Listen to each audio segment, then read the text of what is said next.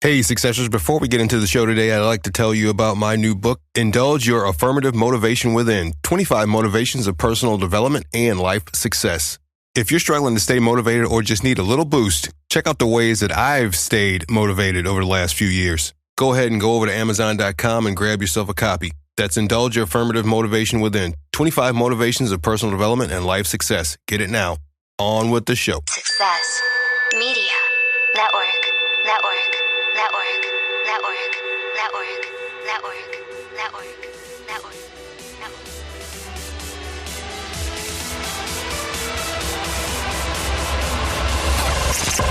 This is your show.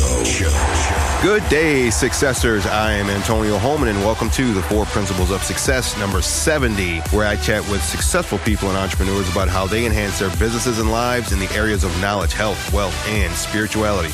And if you want to learn how I've stayed motivated throughout the years, check out my new book, Indulge Your Affirmative Motivation Within, 25 Motivations of Personal Development and Life Success, now on Amazon.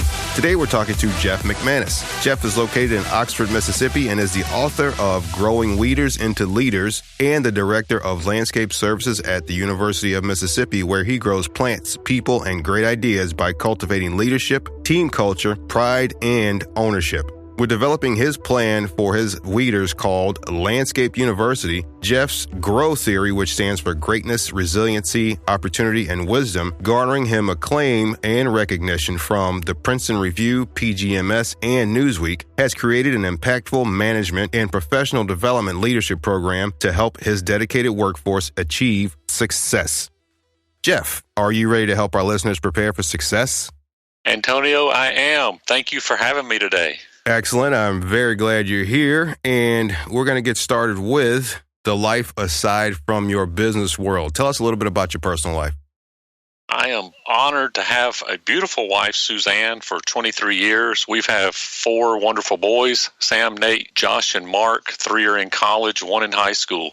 So we have a lot of fun with holidays and things like that. Just got through with a beautiful holiday, and we do a lot of traveling if we can. We go to different places around the United States and have a good time with them. All right, Jeff. So first off, what is it about landscaping you enjoy so much, and how did you land the job of Director of Landscaping Services at the University of Mississippi? Well, I initially didn't like landscaping a whole lot because my dad had us doing it on Saturday afternoons when I was a kid, and honestly, I just didn't enjoy it. I was the grunt guy. I was the one doing all the fun things and learning how to be a good worker, and I didn't really appreciate the values my dad was teaching. But eventually, I began to realize that I actually liked it. I enjoy the part of seeing plants grow and change an environment, how you can go in one day and an area is just ugly and absolutely leave it by the end of the day, and the entire environment, culture of that area is changed literally in a day because of the plants and the green foliage and the flowers. So I love doing that. I was fortunate to be working at some high-end resorts in Florida for many years, was looking to move back into the more of the Georgia, Alabama, Mississippi area, somewhere in that area, and the Mississippi position came open, and Dr. Robert Kayat had gave me a call, who was the chancellor at Ole Miss at the time, and invited me to come up and apply. So that's long story how I got here at Ole Miss. That's interesting how landscaping and beautifying the landscape is so closely connected to cultivating people. But we're going to get into that a little bit later here. What was the spark that led you into the direction of creating a culture change in today's workplace? Well, that's, I need to get a lot of things done. As a director overseeing people, there's a lot of tasks out there. We have 1,000 acres here. One of the big tools that we use for recruiting students is landscaping. There's a statistic out there that says 62% of prospective college students who have not decided if they're coming to a university will decide on the first few minutes, based on a college visit, on the looks, on how the appearance is. So that's huge. So I needed to have people that were highly productive. So I became a real student of leadership and developing people, personal growth, and how that could affect the workplace, because I always felt like the best way to motivate people was from within, that people were excited about what they did, not necessarily the extrinsic type motivation where you promised more money and all these type of things that really didn't seem to last that long. So I became a student of studying how to motivate and get highly productive people, and that's what led me down this journey. Now, throughout your teachings, you mentioned paycheck to purpose, and why this mindset is so important to people to achieve success. Why is that? Well, I read in the book Drive by Daniel Pink that one of the big motivating factors that people have, an intrinsic motivation that excites them on the inside, is to have a purpose, something bigger than themselves. So why they're doing what they're doing. And if we can answer that why of why we're why do we need to weed? Why do we need to mow a certain way? Why do these flowers need to look a certain way? And answer those questions for them in that deeper purpose that, really we're helping change the world. We're recruiting future doctors, future lawyers, future astronauts who are going to be a part of this program, and we're doing that in a small way by just our excellence in our program of landscaping. So that was a drive to try to get people excited about that, to connect the dots for them. Hey, you're not just pulling weeds, you're helping put people in the NASA program. You're helping to cure cancer because you're recruiting top students who do these kind of things. Another interesting phrase you coin is culture trumps strategy. Explain this concept for us. Well, the culture is going to determine the productivity. It's going to determine everything. I can bring a new employee in and tell them how great we are, but the actual culture is going to really determine if that's true or not. And so I can come up with the best strategies on how to do things. We're going to do mowing in these zones Monday through Thursday, and we're going to do this on Friday. But my culture can very much undermine that. So I have to make sure our culture is a strong, healthy culture. Just like growing good, strong, healthy grass, when you got good, healthy grass, it keeps the weeds out, and it thrives on more healthy grass. So that's what we try to do is grow. I really started focusing on growing our people from the inside, which became our culture. Mm-hmm. Yeah, that is one of the most important keys to life, inside growth. Yeah. When writing your book, Growing Weeders into Leaders, what was your motivation, and who was the target audience you had in mind? The motivation was I kept getting people coming to visit us and asking us how we were doing, what we were doing with such a small staff, and I was getting asked to speak. And so that led me to the book, is to help get the story, just some of the ideas of how to get highly productive people. I mean, our folks don't get paid a lot, and so how do you get them motivated? And watching big corporations who have to do things that are with low-paid employees but yet are very successful became some of our models and who we watched. Believe it or not, I was my target audience. I wrote the book to myself at age 24 because I knew a lot about plants, but I didn't know a lot about growing people. And so I wrote it to me, to try to help me be a better leader and manager at the age of 24.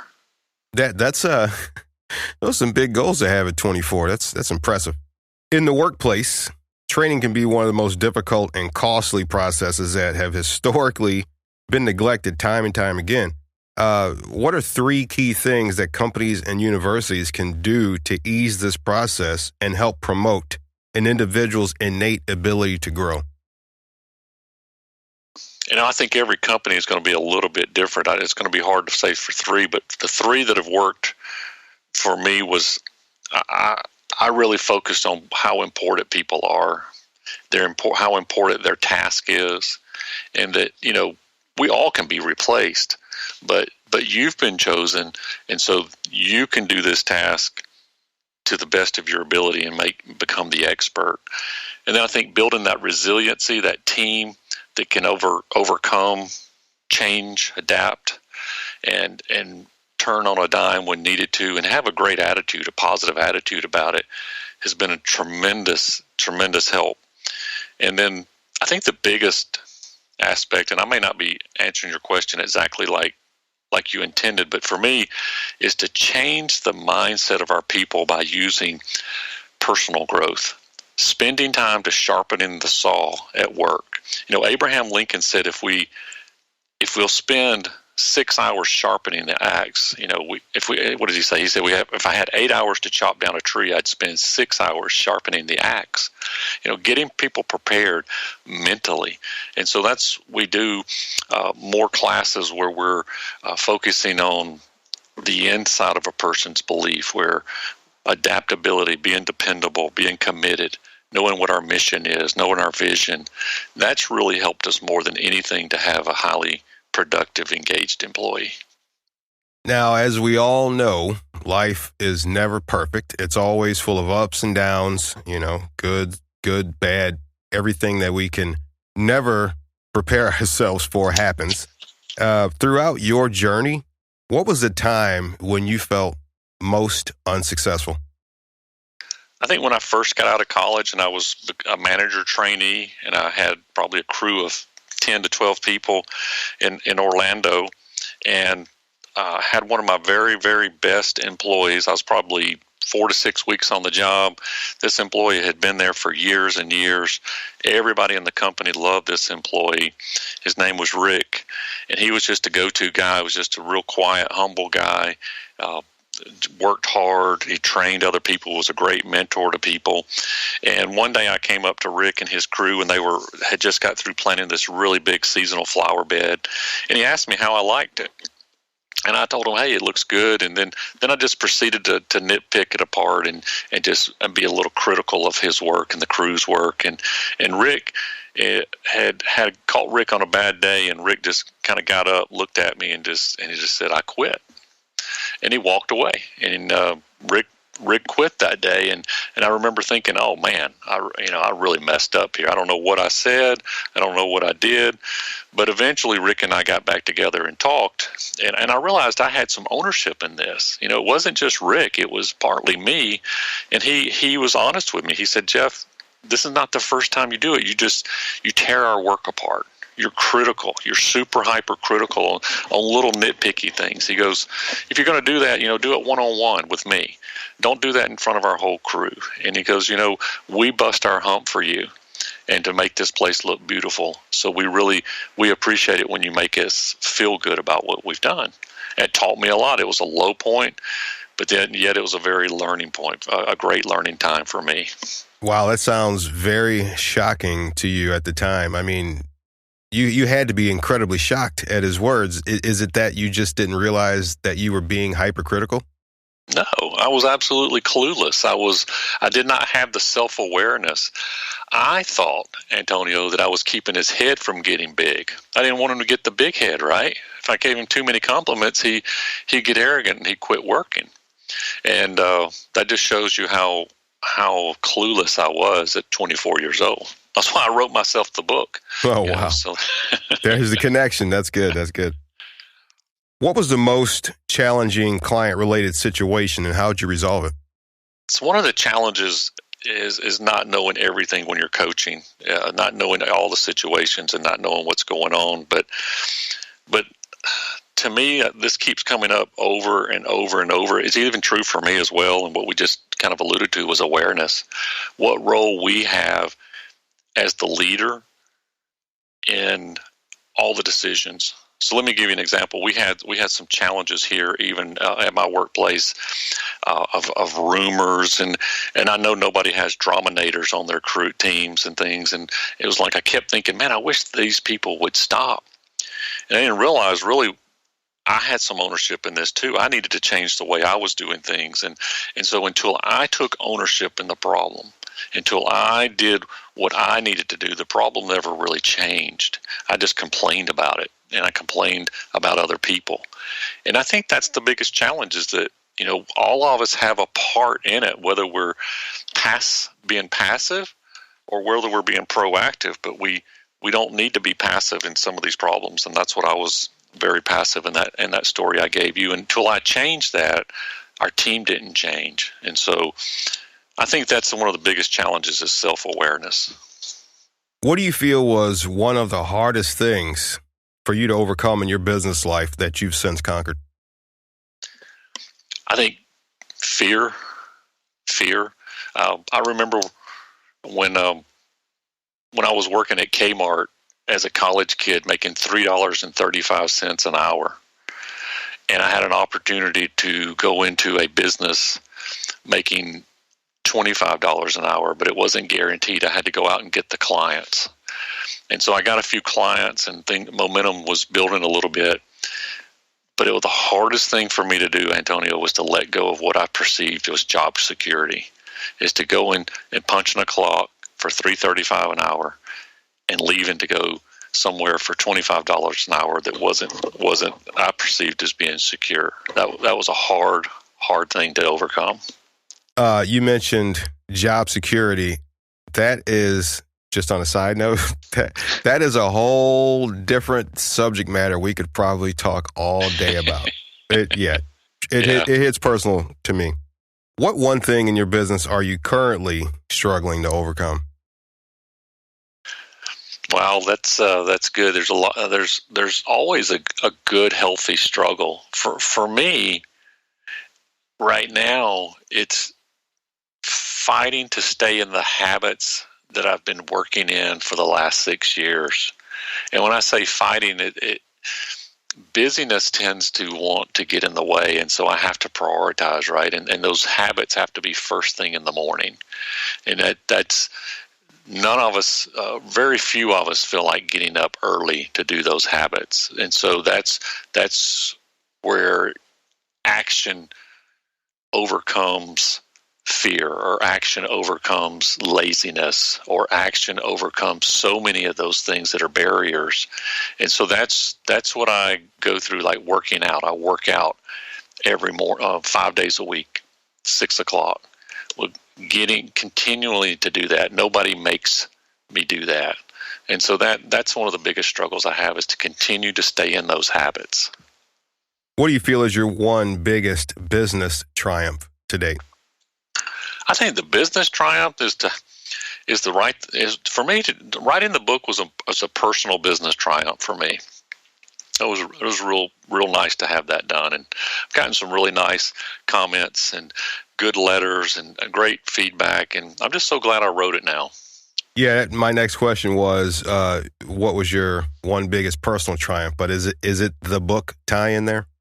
I think if you go to personal, I think for me, I tend to go back relational with my wife and family. That to me, because those relationships are healthy, that's a triumph for me there.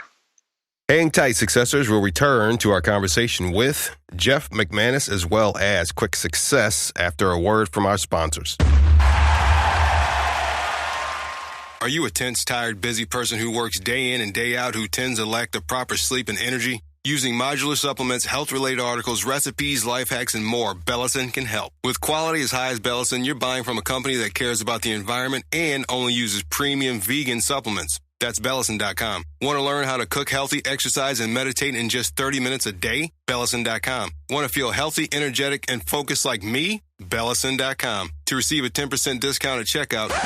Whoa, hold on. Now receive even more health benefits with a 20% discount at checkout. Go to Bellison.com with the coupon code the4POS to get your 20% off now. Visit Bellison.com. That's BELISAN.com. Compassion and quality without compromise. Bellison.com.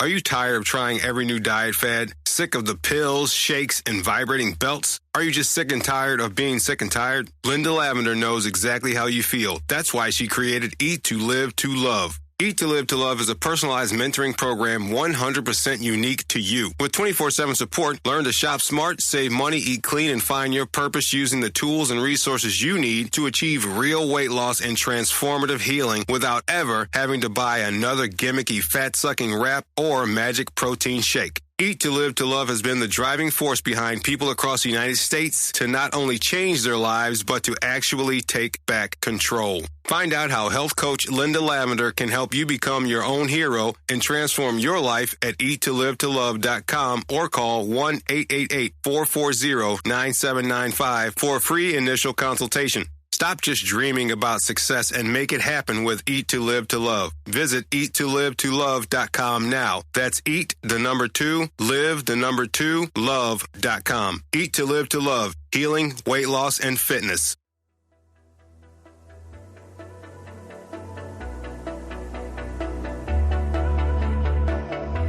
And we're back with author Jeff McManus. Now we get into the part of the show I like to call Quick Success, where you, Jeff, can inspire the successors to enhance their lives in the areas of knowledge, health, wealth, and spirituality. Jeff, what are you currently doing to enhance your knowledge? Biggest thing is reading, continually to read, just listening to books and reading books. What are you currently doing to enhance your health? Working out, running, exercising 5 days a week. What are you currently doing to enhance your wealth? My wife and I got out of debt. We did Dave Ramsey's program. We're debt-free and saving money, continually saving money and looking for ways to get residual income as well. What are you currently doing to enhance your spirituality? Reading, I read the scriptures, go to church, pray. Are there any modern technologies or apps that you use to help you achieve success? I like, and I found, I'm always amazed at how many people have never heard of Hoopla, but I like Hoopla. It's a library app, and most of the time it works really well, but it's free, Hoopla. You check out books for free in the library. Just go down to your local library and get a library card and ask them if they have Hoopla. I love that app. Free books. What new thing, book, activity, technology, or skill are you really excited to learn and dive into? I think mine's going to be a new thing, which is stopping and resting. I would guess people call that meditating. And I really have become a student of how to meditate. That is so hard for me to do. But boy, when I do it, I reap such benefits of peace and restlessness in my mind. And that's one of the things I'm really, really excited about. Yeah, that seems to be one of the biggest struggles we all have in this modern time right now, is actually stopping and, detaching from such technology that is bombarding us, daily. Yes. And Successors Jeff has a special exclusive offer for you. Jeff, what is that? Well, I'm going to offer your listeners my free one-day class. I do a leadership classes across the country, and I wanted to give that to your listeners. And it's a PDF, free download, and make it available at jeffmcmanus.speaking.com/the4POS. All right, Successors, you heard that. That's at jeffmcmanusspeaking.com/the4POS to get his one-day leadership course. Jeff, how can our listeners connect with you? You can go to jeffmcmanusspeaking.com. Finally, Jeff, what's your definition of success? To have a family that loves and respects me, to be able to make the financial income that we need to provide for our family. That's my definition of success.